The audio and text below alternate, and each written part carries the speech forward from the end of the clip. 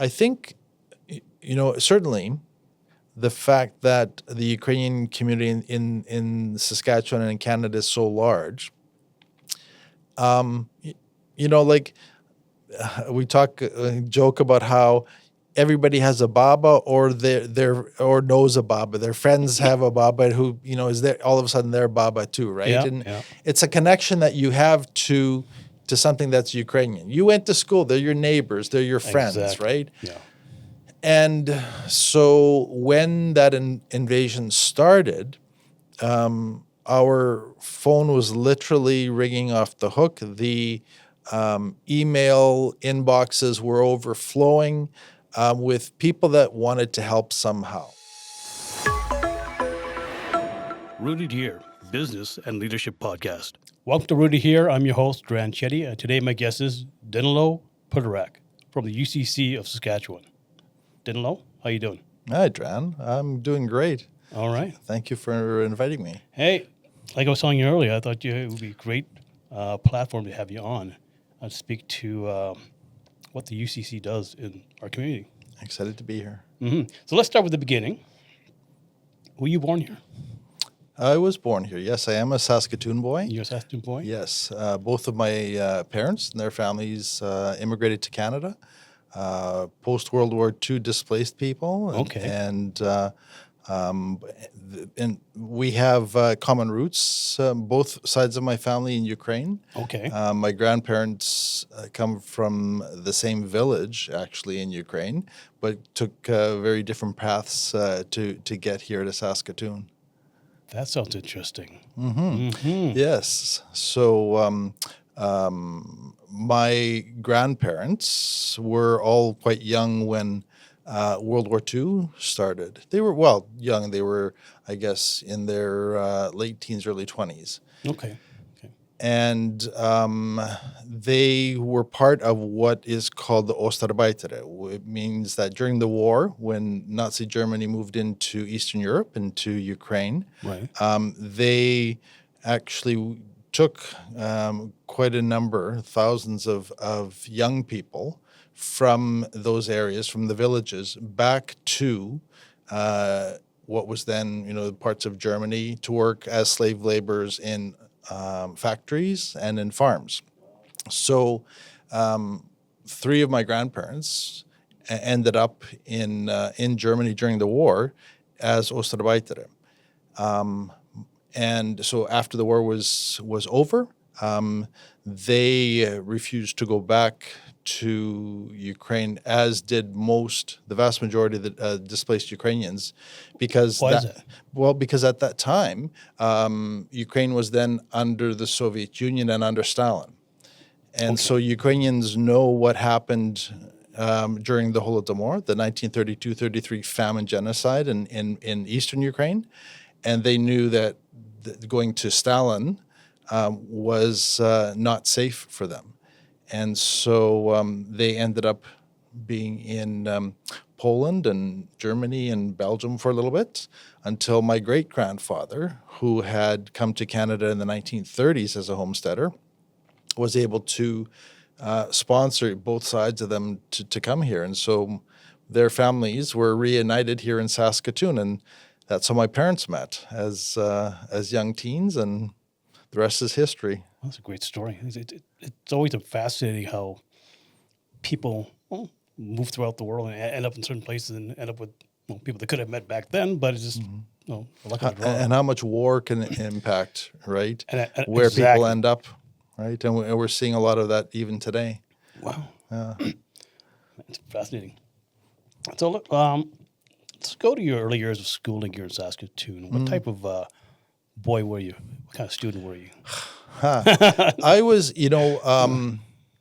my parents were, when they came as immigrants in the 1950s, Canada was a different place. Post-war, we didn't have the settlement system that exists now. Attitudes were very different to foreigners. Like the first part of the 20th century, there was a lot of discrimination. Yeah.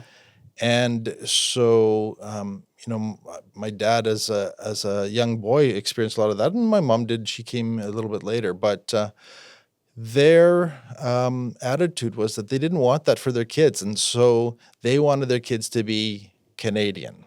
Well, and so what does that mean? Well, it means you play hockey, and you can be bilingual English French, and you kind of fit in, right? But the reality is that that's a stereotype of Canada, right? And Canada is very multicultural, and so as I grew up, started to reconnect with, because I had my grandparents right there, and they weren't the hockey playing, French Well, they speaking, wouldn't be. Canadian types. So that was something that was really incredible for our family to have that richness and that diversity and that multicultural Ukrainian Polish kind of component to it.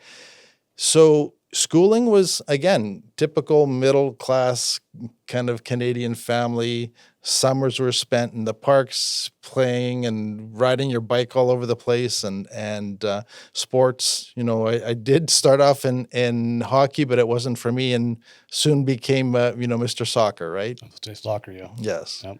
So did that for quite a number of years. Wow. Well, thinking back back to your early years, was there any inkling of the leader that you are today? Oh heavens, no, no. Actually, I was quite the shy guy. So was I. Yeah, Back in the day. and really, it was no.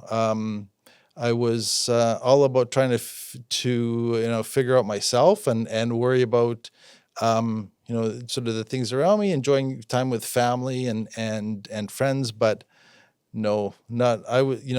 Think of that the Gophers. I'm the one that's trying to hide all the time and not get hit in the head with the hammer.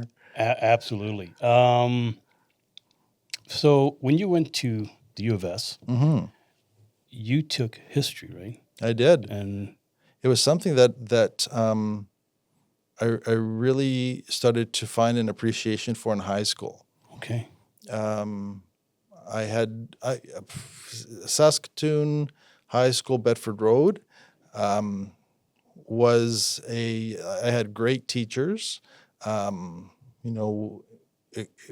inspired me in different ways. And I was able to explore and get to know history more, and some of the other English and French and the sciences or whatever. But it was really history where I started to find a real deeper interest, and so I was looking at doing more of that in university. At the same time, I started to become more involved with the Ukrainian student movement, and we had a Ukrainian Students Have, but back then it was called the Ukrainian Students Club at the university, part of a national network of Ukrainian student associations across the country, and so started to build friendships and networks, and really starting to find a place, a connection for myself. And so history became something that I enjoyed to learn more about, and but the connection became stronger on the Ukrainian side, and taking the language and the literature classes on campus. so is that what you specialized in? Yeah, Was it so Ukrainian that's history? my minor. That's your minor. Yes. What's your major? Yes, history. Just history overall. Yes. Okay. Yeah. So it was focused more on Canadian history, Okay. which is, kind of interesting because Canada has back then we talked to, shorter history, right? Confederation and forward, even though it's much, much longer. But so it was all of that. Fascinating. Wow. So looking back, what qualities or lessons from your childhood and schooling have influenced the way you carry yourself today in your leadership position? Right. So I think those, that very shy boy has really grown to appreciate the importance of being inclusive of all kinds of people, um, to bring give young people, or give all people, an opportunity to be themselves. That people sort of come into their own at different stages in life. And some people know right away what they want to do, who they are, and where they're going to be in 5, 10, 15 years. Others don't. And so I think that that's something that I learned is we need to not try and fit people into a box. We need to celebrate those differences. And I think that's where the work that I do with the Ukrainian Canadian Congress of Saskatchewan comes in that, Canada's multicultural. It is. And within those cultures, there's still a diversity of people. And so we need to be able to, and thank goodness that Canada is a place where people can celebrate cultural diversity and other kinds of diversity. And that's something that I tried to bring to my work and to who I am today. Wow. What lessons about leadership have you learned from working in the community? Yeah, what a great question. Certainly, it's understanding that there's different kinds of leadership.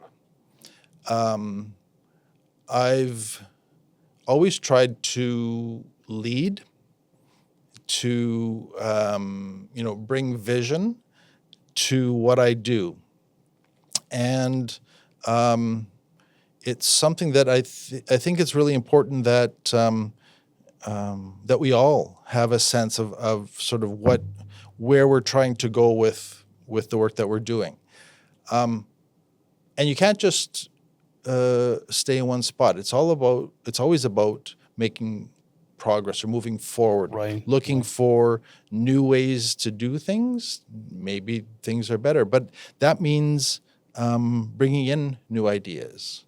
It means encouraging creativity, encouraging innovation.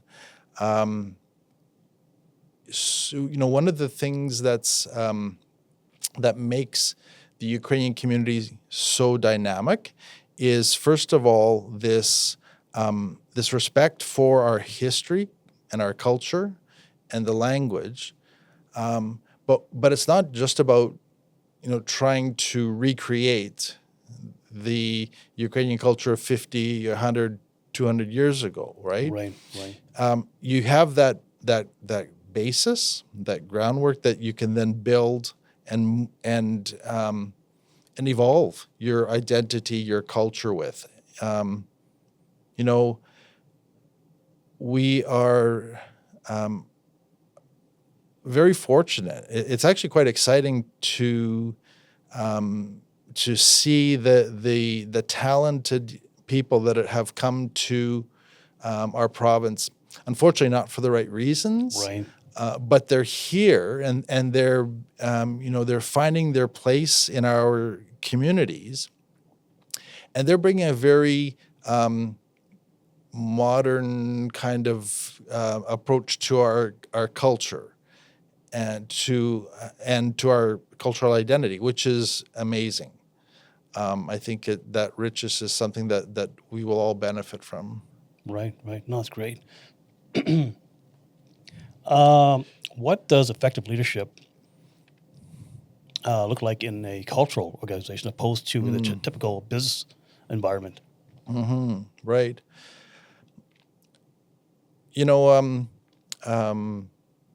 I work in the nonprofit sector. Okay. It doesn't mean that I try not to make a profit. It means that our goals is not just to profit oriented, but you still need to have a business sense and approach to managing your organization. So one of those things is, for example, being able to diversify your revenues. businesses, you need to find different ways of raising funds if you want to carry out different kinds of cultural projects and programs and services. And so that's one of the things that I've tried very hard to do over the past approximately 20 years that I've been in my role. We are very fortunate in Saskatchewan to have the lottery funds available that support the nonprofit sector, sport, culture, and recreation. The Ukrainian community through UCC Saskatchewan is one of the beneficiaries of that. And so, you treat that as an important investment. But you can't just stop there. Right. You need to look further for ways to be able to, that allows us, it gives us the capacity to run an office, but you need to be able to, seek additional funds from different sources to be able to carry out the wide range of programs that we do. Right. Which leads into my next question. For our viewers, what exactly does the Ukrainian Canadian Congress of Saskatchewan do for its clients? Right. So UCC Saskatchewan has been around for just over 50 years now. We are the provincial council of the National UCC, which was founded in 1940. National UCC was brought together at through the facilitation of the federal government. 1940 was World War II, and the government wanted to ensure that the Ukrainian community, which is quite sizable in Canada even at that time, fully supported Canada's war efforts in Europe, because of course Ukraine was really part of those, what some refer to as the bloodlands, right, where a lot of the fighting took place, so they brought together the main Ukrainian organizations at the time and created the UCC. As Canada continued to evolve after World War II, we saw the introduction of an official multiculturalism policy in 1974. As that was coming into being, the National UCC saw the importance of having a body at the provincial levels. Canada's a federation, so there are certain responsibilities that are federal responsibilities, like international relations, defense. But there's many other responsibilities that are those of the provinces, like culture and education, things that were very important and continue to be for the Ukrainian community. And so provincial councils were established. And so over those 50-some years, we've really evolved to maybe perhaps initially it was a really strong focus on the cultural side of things to, in the past 20-some years, where immigration has become an important part of Canada's realities and the needs of our province, that we also play an important role in helping settle and integrate newcomers into our province. So we've got these two streams. There's the cultural stream, where we have a funding program provides grants to help member organizations, those putting on Ukrainian cultural events, financially to carry those out. But we also have that newcomer settlement stream where we're helping newcomers, come to Saskatchewan to find work, to get settled and to integrate into our communities. Great. So, how does the organization balance cultural preservation with political advocacy and community service? Yeah, great question. Yeah. I think that they go hand in hand in hand. Okay. I talked about how back in the early 1970s, the national body saw the importance of having a provincial council, right? Why? Because that's advocacy, right? It's a time when there was opportunities to establish Ukrainian school programs, like the bilingual school program that we have here in Saskatoon, and other language programs and historical programs along those cultural streams. And that involves advocacy. I talked about the lottery system. Yeah. And so UCC Saskatchewan was a founding member of what's now called Sask Culture, Oh, really? that body that oversees the lottery funds for the cultural sector. And so that's part of that advocacy work that goes to support the cultural activities. Cultural.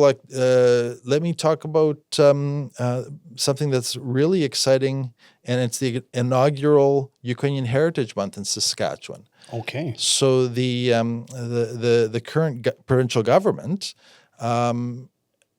adopted a new piece of legislation called "From Many People's Strengths," and this legislation brings together opportunities for the many cultural communities in our province to have proclaimed in legislation their daily or monthly or other weekly commemorative events or celebrations of their identity. So, Wow. so starting this year, the month of September will in Saskatchewan be Ukrainian Heritage Month. Oh, really? So that's advocacy, and that's for the benefit of our cultural identity. That's great. Mm-hmm. That's fabulous. Absolutely. What impact do you think organizations like the UCC have had on shaping Canadian-Ukraine relations? Well, I think it's been huge. Okay. So Canada was the first Western country to officially recognize Ukraine's independence in 1991. And much of that had to do with the fact that we have a strong national and leadership that's recognized and respected by governments. We also have many of our community leaders that serve in various capacities, whether it's the business community, political communities, cultural communities. And so they create or contribute to an appreciation for Ukrainian culture and Ukraine. And so it was that opportunity when Ukraine was declared its independence that they influenced the government, and the government reacted so quickly to recognize that. So that's just one example of the impact of the organized community. Another I'll just touch on briefly is the fact that Canada has an official policy on multiculturalism. It does, yeah. And that was largely due to the work of a Ukrainian Canadian senator from Saskatchewan named Paul Yuzik. Really? Paul Yuzik was born in a small town that is now a ghost town called Pinto, Saskatchewan, down by Estevan. Okay. And it's sort of a former coal mining area of the province. And at a time in the 1960s when Canadians were looking at the whole identity, the Canadian identity. We've come out of the Quiet Revolution in Quebec. Quebecers are looking for starting to exert some of their own cultural needs, and so the federal government brought in the BMB, the Bicultural and Bilingualism Commission. The idea was that Canada should be bilingual, English-French, but Canada is also, according to some of the early discussions, it was bicultural, English culture and French culture. Okay. Well, Senator Paul Yuzik, he actually rose in the Senate, and he spoke about the fact that that Canada is not bicultural. Canada is actually multicultural because we have a very strong, not only Ukrainian community, particularly in the prairies, but many different peoples that give us the strength of and all contribute to the Canadian nation. So that leadership of Paul Yusik and others in the Ukrainian Canadian community at the time helped to influence the federal government to adopt a policy of multiculturalism. And just to underscore the impact there, then Prime Minister Pierre Trudeau in the 1970s, 1974, when the policy was announced, he chose to do so at the Triennial Congress of the Ukrainian Canadian Congress in Winnipeg. So at the Ukrainian Triennial Gathering, to recognize the fact that this was something that was being advocated for so strongly by our community. Wow. Okay, that's great. What metrics or indicators do you look at to determine whether your organization is succeeding? Good governance question, hey? So, I think there is a number of metrics. Certainly, if we go back to the comments before about the taking that business approach, right? You want to make sure that financially you're working within your means. And although we're nonprofit, you still want to be on the positive side of things at the end of the year rather than the negative side of things. So, if we want to be able to continue to do the work that we do in support of our community, we need to make sure that we're being fiscally responsible. Right. Also, we look at the various programs that we run, and we want to see what kinds of impacts that they're having on the people that they're trying to serve. So, it's very common for nonprofit organizations to do various types of evaluations, right? You have English classes, and so you survey your students at the end. You do it sort of as they start, and then you measure it at the end to see, did they achieve the goals that they set out in being in those classes? I mentioned the funding program, our Hromada Legacy Fund, the grants program, right? So people apply and they mention what their needs are. At the end, they submit a final report. How were the funds able to help them in carrying out the cultural activities that they wanted to do, or that they were needing those funds to do? So that's another way for us to measure. It's also, if we look at our ability to access funding, do funders trust the work that we're doing? Do they see that we are being responsible in achieving our goals that are in those agreements that we set out, and in using of the funds? And then they continue to provide that funding, right? And so that's another one of the metrics that we'll use. Okay. Has the war in Ukraine changed the way donors and partners engage with your organization? Tremendously. It would, yeah.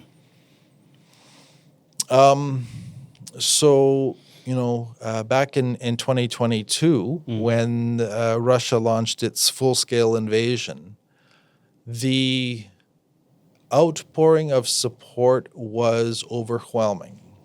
That's great. I think, certainly the fact that the Ukrainian community in Saskatchewan and in Canada is so large, we joke about how everybody has a Baba or knows a Baba. Their friends have a Baba who, is there all of a sudden they're Baba too, right? Yeah, and yeah. it's a connection that you have to to something that's Ukrainian. You went to school; they're your neighbors, they're your friends, Exactly. right? Yeah. And so when that invasion started, our phone was literally ringing off the hook. The email inboxes were overflowing with people that wanted to help somehow, That's good to hear. either as volunteers, either perhaps offering a place for people to live, and maybe had some jobs that they were prepared to offer, or the business community saying we'd love to donate. And yeah, it was really incredible. And we are I am personally just so grateful for that support, because it allows us to carry out some very important programming and supports for those people that are coming here. There's two sides to this. There's many organizations and groups that were and continue to raise funds as humanitarian aid that they're sending to Ukraine. And then there's others that are providing that kind of support to the Ukrainians that have, for their own personal safety,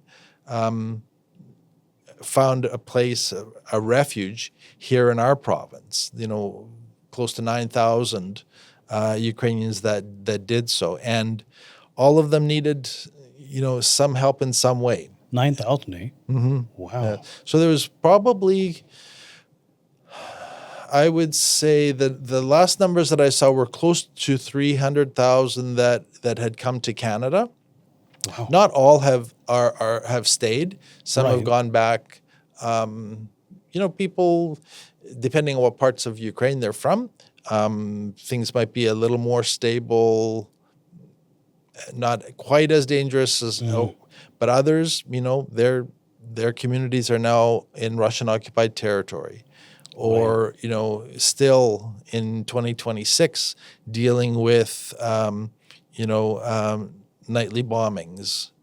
So they've found their refuge here in Canada and are integrating and are looking to become permanent residents and build their homes here, safe homes for their families. Right.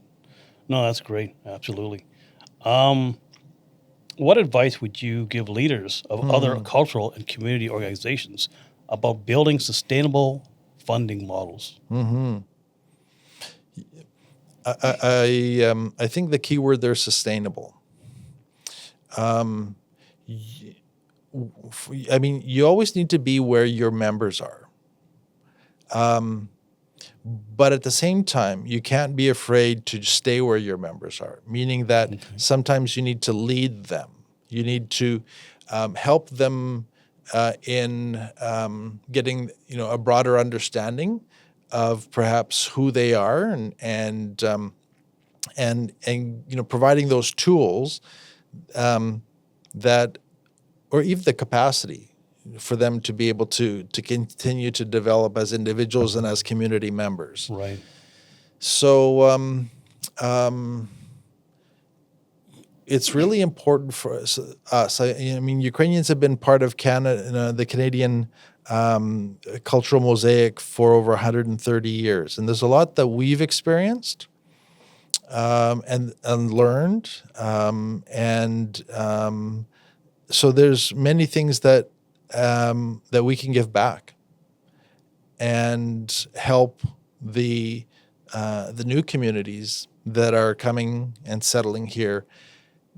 Even just being that sounding board and talking about sustainability, talking about opportunities, and even just sharing our story, because sometimes it's just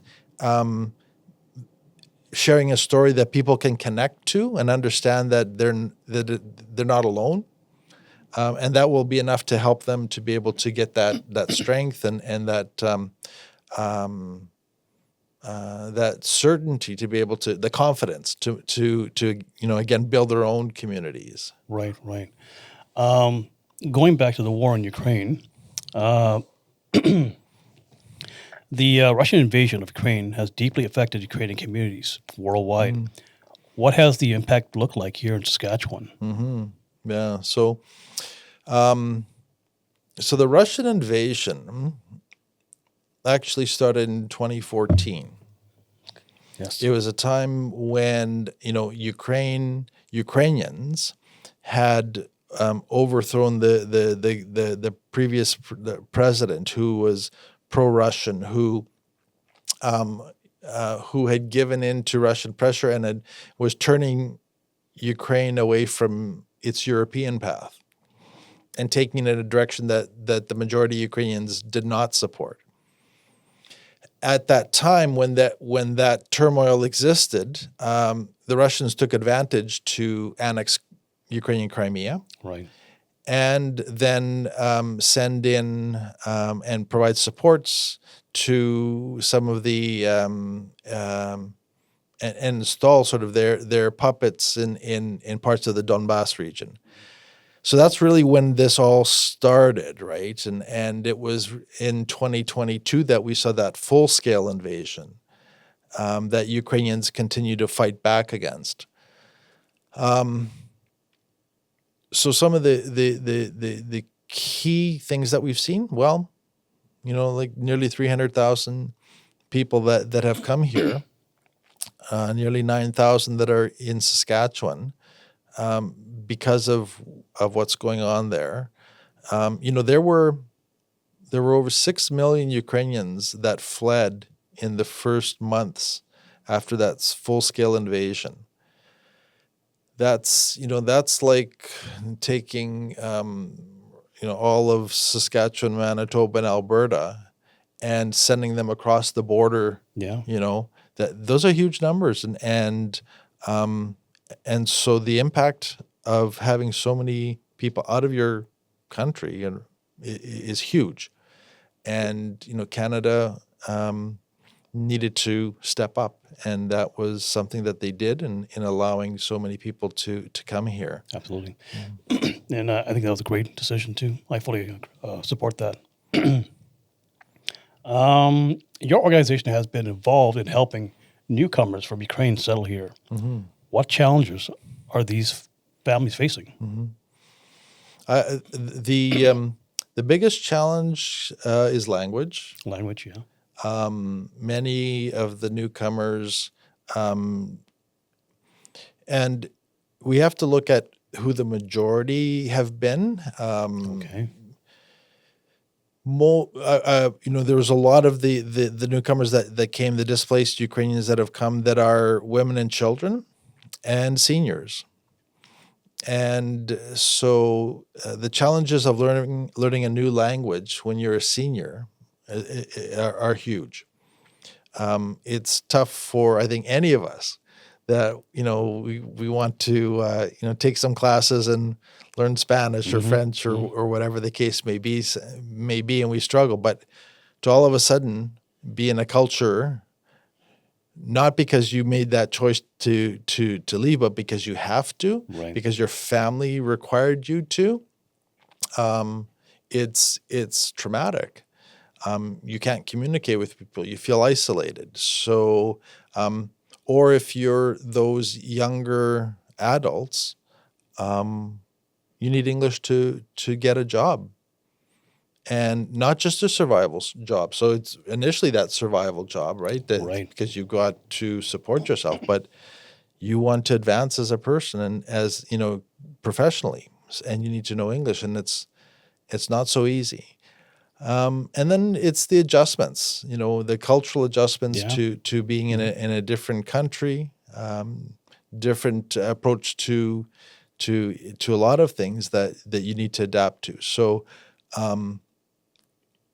I think that it helps that we have a large community here and people that are willing to be supportive.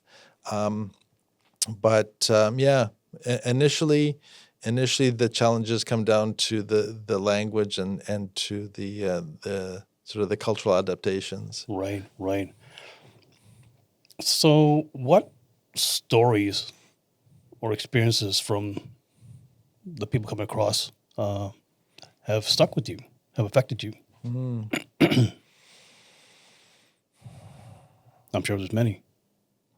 Yeah.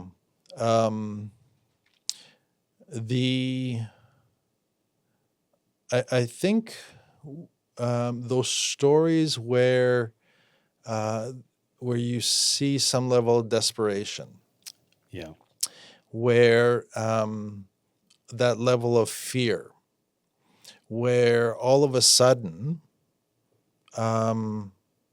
you're in a position where you potentially could be going to the front lines, and you're not a soldier. You're just a young guy that wants to live his life and work as whatever his profession is, but you're that age, yeah, and somebody decides that you need to be on the front lines, and that's terrifying. And so there's many that have chosen to get out, and so that's very impactful. right. I mean, these are people that are the age of my nephews, and I couldn't imagine them having to make that kind of a decision. Then there's those families that are here who, well, I talked about the seniors, and I've seen.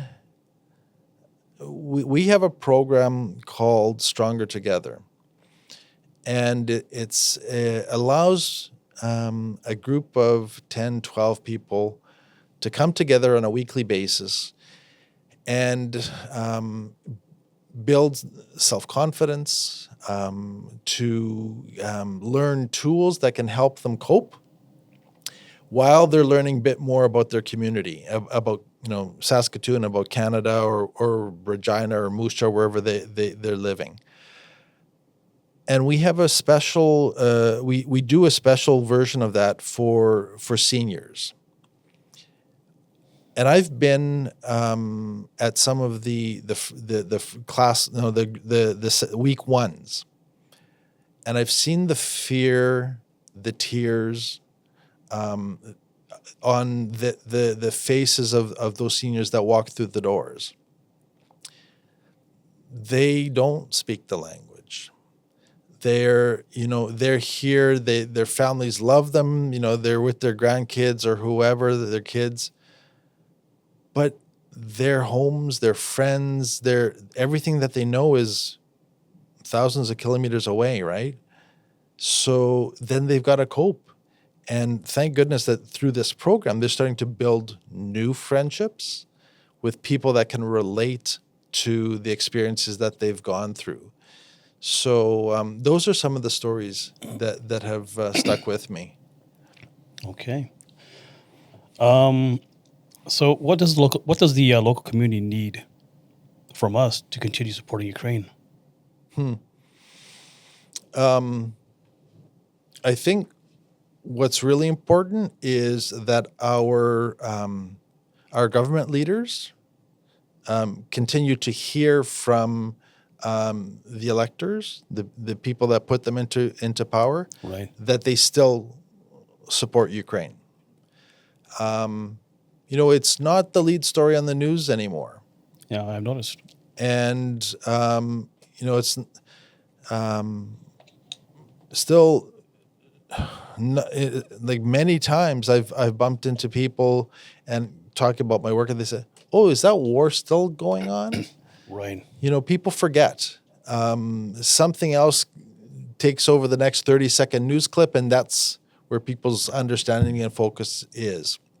So I think it's really important, though, that we continue to express that support for the Ukrainian people, and for a just peace, that we don't allow a brutal murderer and bully to win Right. in any way.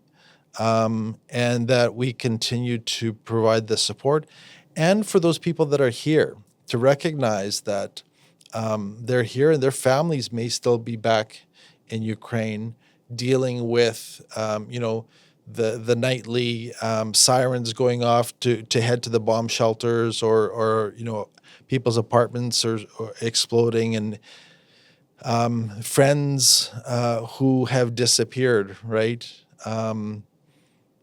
One more story that was impactful.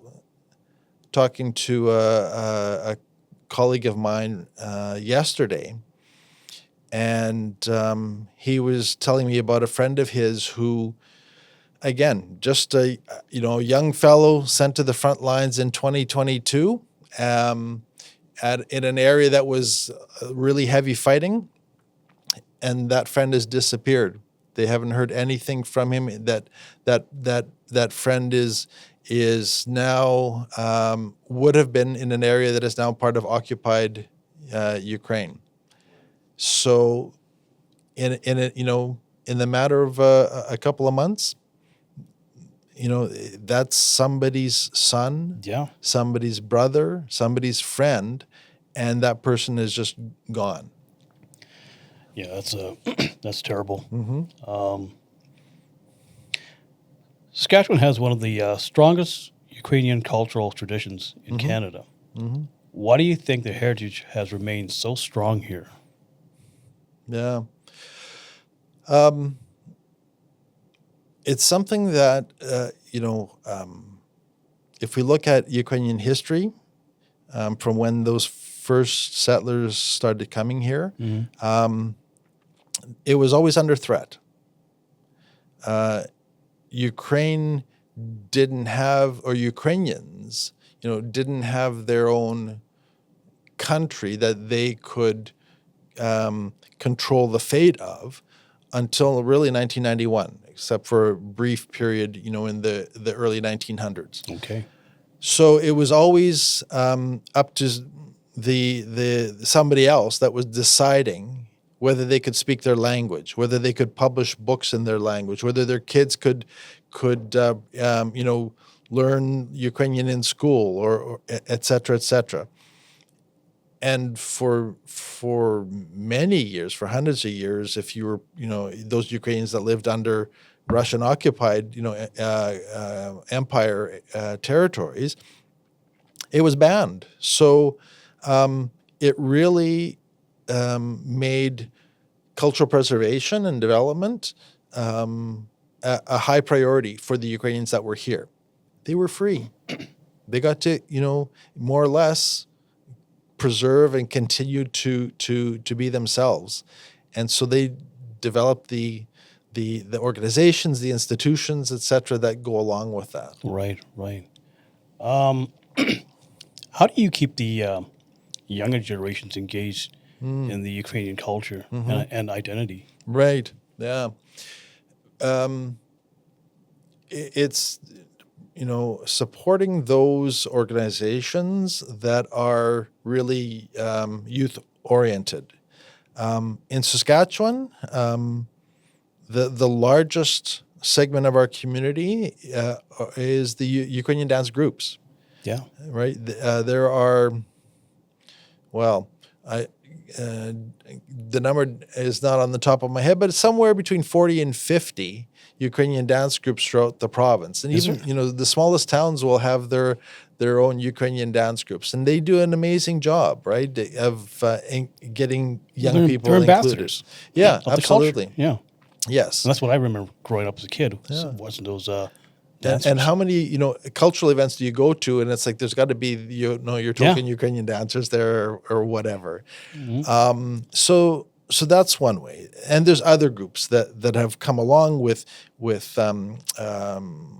there's a bilingual school here in Saskatoon. There are language programs and cultural programs for kids in other different communities. So it's really important to support that. But, even those that don't get involved at that young age, they can still find opportunities to later.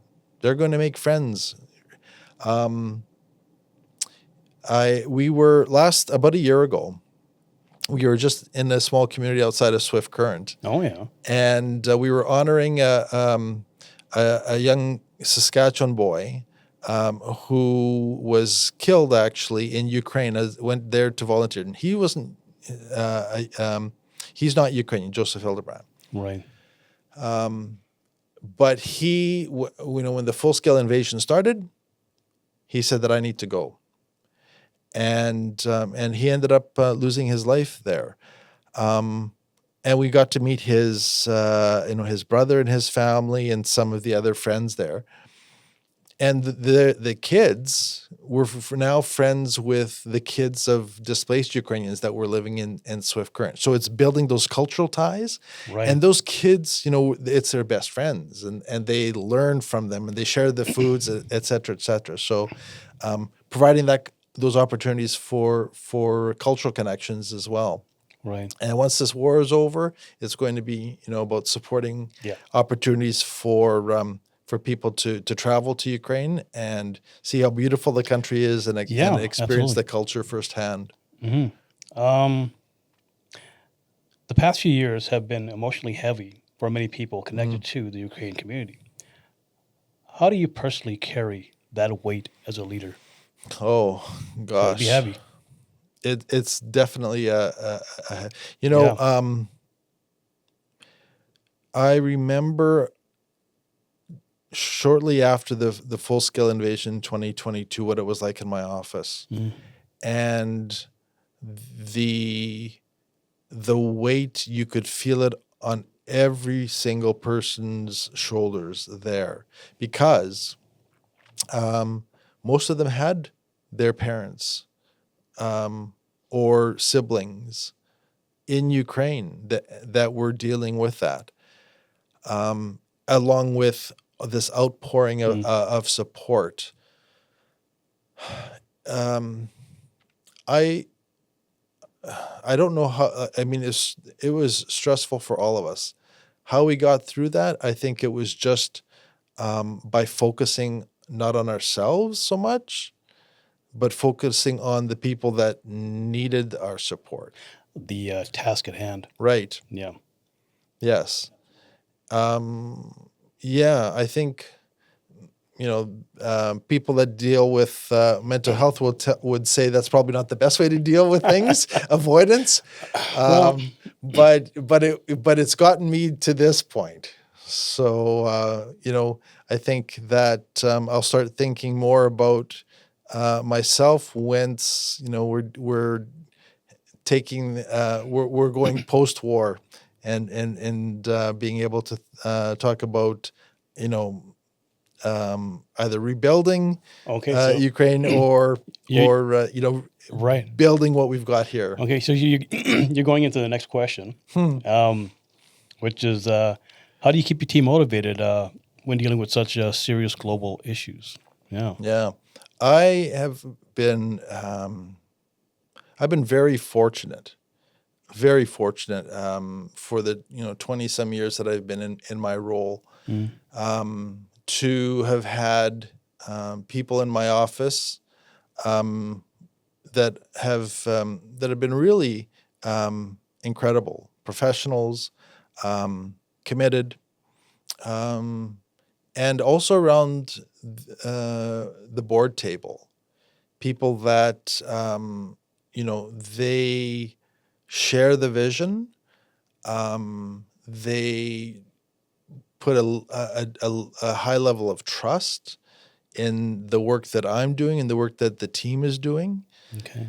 And so that certainly, just gives you the confidence. That's good to have that support. Yes, absolutely. The wind in the sails, right? Yep. To get things done. And you need people to do that. And so, it's,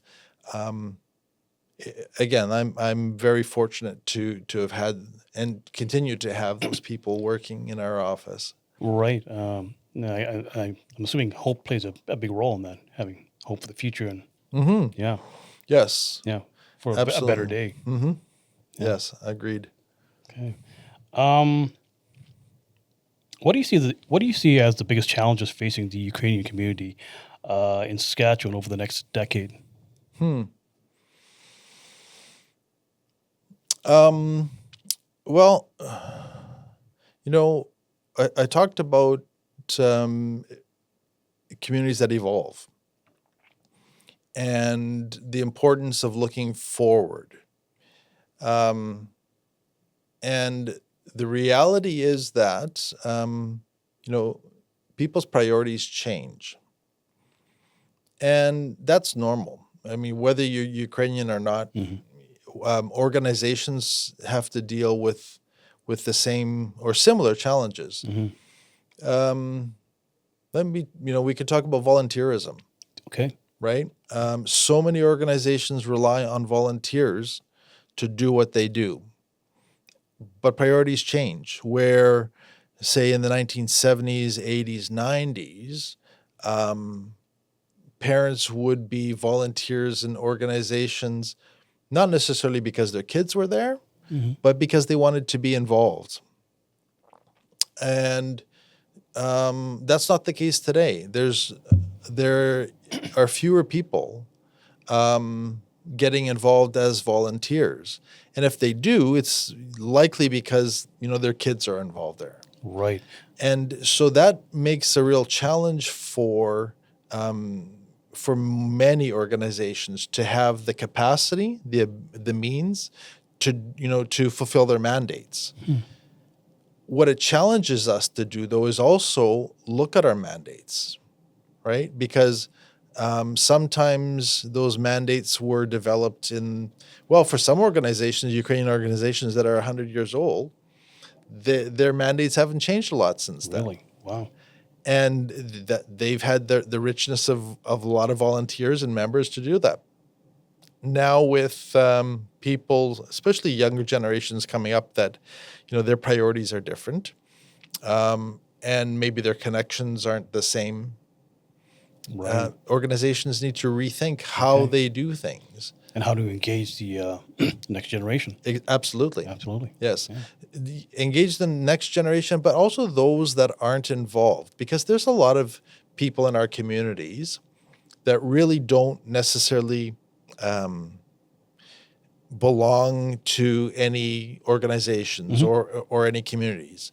It's not that they couldn't be there. It's just that they don't know how to connect, or that they don't know that they would necessarily be welcomed. And so it's trying to bring up, or talk more about those opportunities and encourage more volunteer engagement. Right. Okay. All right.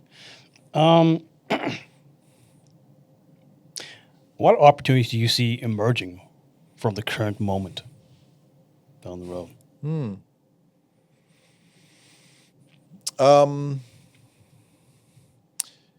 Well, I think that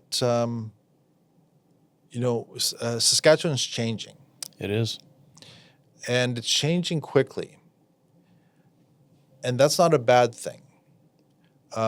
It's actually providing a lot of new opportunities. So, from a societal standpoint, economically, we are growing. Our cities are much larger than they were before. Yep. Our cities are much more visibly multicultural than they were before. They are. And we need to be embracing that, because it's also, again, it's about those opportunities to tell our stories, but to learn more, right? Because there's this this is our new reality, and it's not going to change. So we need to make sure that we're a partner in all of those changes that are going on. It's not just about the people that are immigrating here. It's even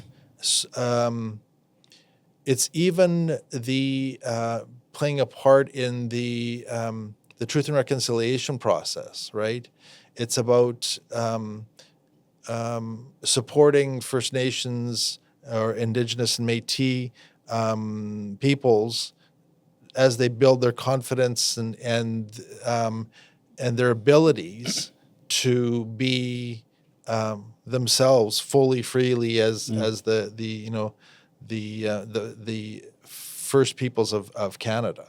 Right. And it's a place that we need to be as Ukrainian Canadians, because so many stories that we're learning about now, where when those first settlers came here to the bald prairies with -30 winters Yeah. and no places to live, and they have to build those sod huts or whatever the case may be, it was often the nearby First Nations peoples that were there to help them to get through some of those winters. And I think that we need to be grateful for that, and also make sure that we're supporting them as they're trying to recover their own histories. And Right. Okay. Absolutely. Mm-hmm. When Ukraine eventually wins this war, how do you see the Ukrainian community helping rebuild Ukraine? Great question. Yeah. So one of the things that we've seen in coming out of this war is just the level of ingenuity and innovation and creativity that exists even within Ukraine. I'm amazed every day. Wow. Look at those drones and that technology that's Amazing. coming out of there, and Ukraine is now, become that leader, that world leader. They have. Yeah. And looking to sell that technology to just for like Canada and NATO to defend ourselves, right? Yeah. So it's certainly going to be a relationship of partners. We have knowledge and skills and talented people that are going to be willing to go over and support the reconstruction in whatever way that may be. Mm-hmm. And I think that Ukraine is going to have a lot to offer, to Canada as well. So, again, it will be a relationship of partners. Absolutely. No, I totally agree. What legacy would you like to leave through your work at the UCC? Wow. Mm-hmm. I think I would say that I want to leave the organization better off than it was when I started. And also ready to continue to support Ukrainian cultural activities in the province for decades to come. Financially, we'll be in a good place, a stable place. In the community, we will have that positive legacy, that reputation that we're a trustworthy place and a place that serves its community and supports its community. And I would say that's probably the most important things, and that we're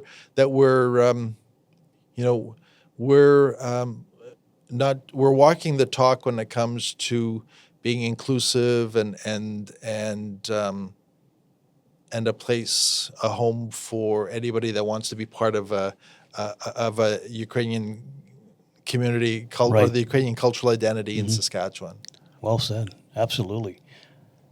So, I want to know more about you. So, outside of work, what are you into? What things take you away from the stresses of life? How do you Is this the recharge? Is this the We're- clip that's going to go to a dating app or something? Well, or- it may, it might, Yes, we'll blur your face out, but how do you unwind? What are your hobbies? Yeah. So, when I can, Mm-hmm. I enjoy traveling. Yes, absolutely. It's a big world. A lot of places to explore. I think that connects back to my interest in history Absolutely. and cultural activities. So as much as I can, I want to travel, even around and I think it's easy to do so as Canadians, even around Saskatchewan and Canada. Oh, yeah, absolutely. There are so many wonderful places that we have that aren't so far away. And I mean, if you're into it, the Northern Lakes Yep, are absolutely. beautiful. But even some of the going to small towns or wherever the case may be. That's something that interests me. Cultural activities, certainly, I enjoy going to live theater in Saskatoon. We have some, really amazing theatrical companies. Some of those independent small ones are really creative in the work that they do. So I do enjoy getting out and seeing them when I can. Other than that, it's more also just spending time with family and friends. That's always good. It is absolutely. It's a great way to relax, to put your focus on things that are important. Share some food, Oh, whatever yeah, the case may be, absolutely, right? yeah. So Wow. those are probably, I would say, my priorities. I'd love to say that I enjoy reading. I do. I just don't find time. the time to. I'm the same. Yes. I love reading, but it's not enough time to. Yes. Great. That's great. Well, we've come to the final section of the podcast. The final section. Yes. Before we end the podcast, the rapid fire section. So this is where I'll give you Rapid fire. I'll give you a question. You just answer the question. Oh boy. Yeah, no, these are good. These are always fun. Okay, first question: coffee or tea? Coffee. There we go. Early mornings or evenings? Evenings. Book or podcast?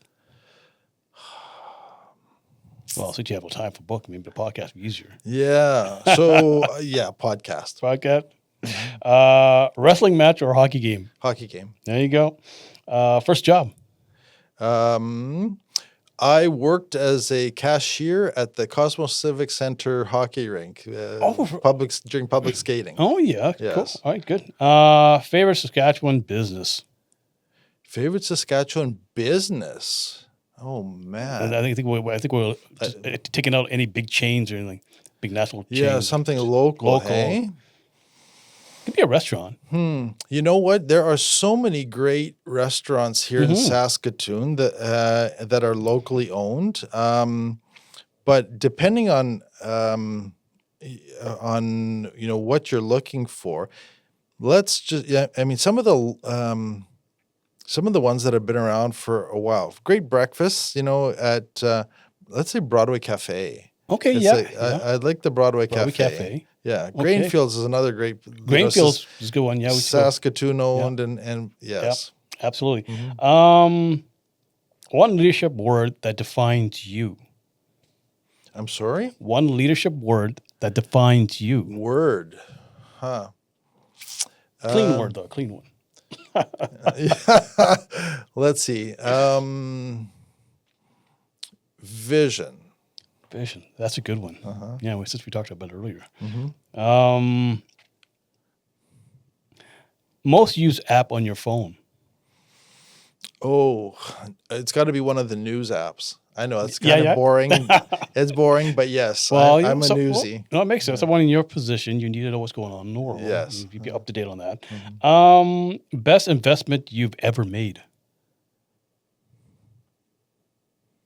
Could be something you bought Mm, you know what? or time put into someone. Yeah. So I was going to say, not a monetary one, Mhm. but certainly the best investment I made is into travels. Okay.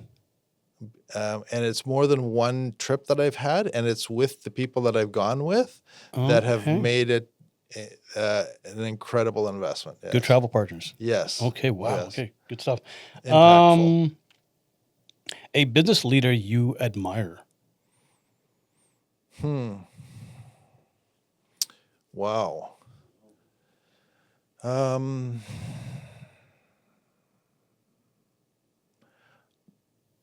I don't. Or we could change that question Mhm. and put it to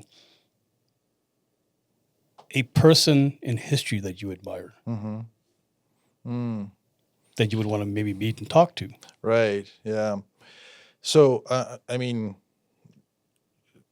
um, I would. I think not. I think I know Mm. that somebody that I would want to meet and talk to is Volodymyr Zelensky. Who? Volodymyr Zelensky, the president of Ukraine. Okay. Oh, okay. Yes. Right. Yes. Zelensky. Right. Yes. Yes. So he's. Me too. Yeah. I'll try to get him on the podcast. Okay. Great. Yes. Hidden talent. I don't know if I have any hidden talents. Don't you tap dance right now? Yeah. No. Maybe languages, because I like learning languages. So how many languages do you know? That I'm fluent in. Fluent or So I would say fluent in two, Ukrainian and English. okay. But I studied French for a number of years in elementary and high school. Yeah. And I've dabbled in some Spanish. Mm-hmm. But But languages. easily to have a conversation in English and Ukrainian. Okay. Yes. Great. Good. Biggest pet peeve. Oh, So people who are disrespectful in what way? in any way. In any way. Okay. In any ways, people that Or oblivious. that are that they are discriminatory against other people, that have sort of attitudes that are they're more superior than others, or perhaps xenophobic, whatever the case may be. Right. I don't have patience for people like that. Okay. Absolutely. One habit you never skip. That I never skip. That you never skip. A habit. That could be a personal thing. I would say after I get up in the morning, I always make myself a pot of tea. Okay. Yes. So going back to that question of coffee and tea, it's really it's a both. Although tea only normally in the morning, and then Okay. after that, coffee. Something a little stronger. This is and you- really throughout the going to day. be for a dating app, I think. There we go. Favorite way to spend the weekend? Oh, If you get not- time on the weekend. Yeah, if not traveling, Yeah. then just chilling at home or out with family and friends. Okay. What's something surprising that people would find interesting about you that they would never know about you? I don't know. You'll have to ask my friends. Oh, well, okay. Well, there you go. What's Okay. interesting about me? Yeah. One word that your team would use to describe you.